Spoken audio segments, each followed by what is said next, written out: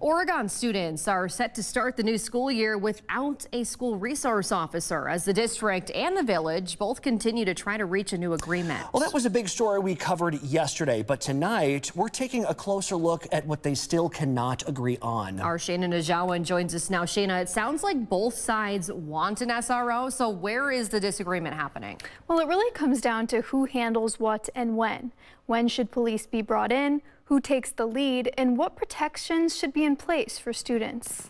The village is very committed to having a school resource officer in the school, but it does have to be one that the community, parents, and students can rely on. But with the school year about to begin, there won't be one. The district and village both want an SRO, but Police Chief Jennifer Pagenkopf says they just can't agree on the contract governing the job.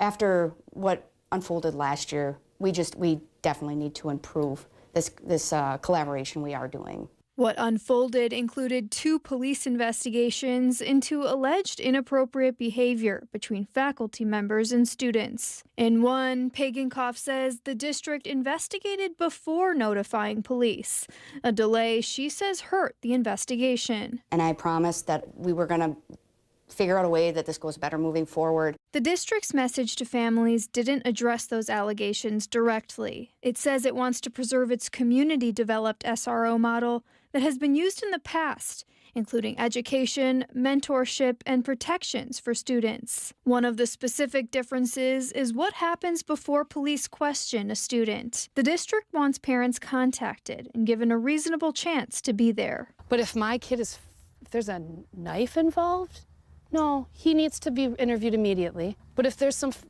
scuffle, yeah, you call me and tell me, I have Brooks in the office, someone punched him, I will be right there. I do not want to leave the community thinking that only our SRO contacts parents before talking with a student. I want them to know our entire police department does that. There's also a disagreement over when police should be brought in. The district's draft uses a speak up, speak out decision tree. It calls for immediate reporting when there's reasonable cause to suspect abuse. But if abuse is only considered possible, the school continues its assessment. Pagenkopf worries that could create another delay.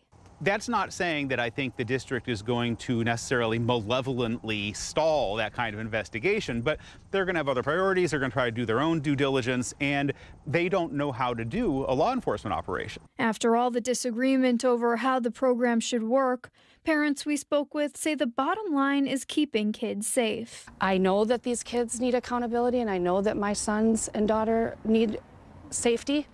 And with the threats of violence and the lack of parenting and respect that kids give their parents, they're not going to give the teachers respect. Whether there's a SRO in the school or not, me and my staff will be there. We will absolutely be fully committed to keeping our school safe, just like we do the rest of our community. The district has hired a retired law enforcement officer to serve in a school security role while negotiations continue. And the police department does have an officer selected and ready to become the SRO if an agreement is reached. The village most recently gave the district a counter-proposal on August 10th, and police in the district did have a meeting on the 19th to talk about what has worked in previous years. Live in studio, Shayna Najawan, WMTV 15 News. All right, Shayna, thank you. Lots to break down there with this story. Now, there is not another negotiation meeting scheduled right now. The district says it remains open to continuing talks, and any new agreement would need approval from both the district and the village.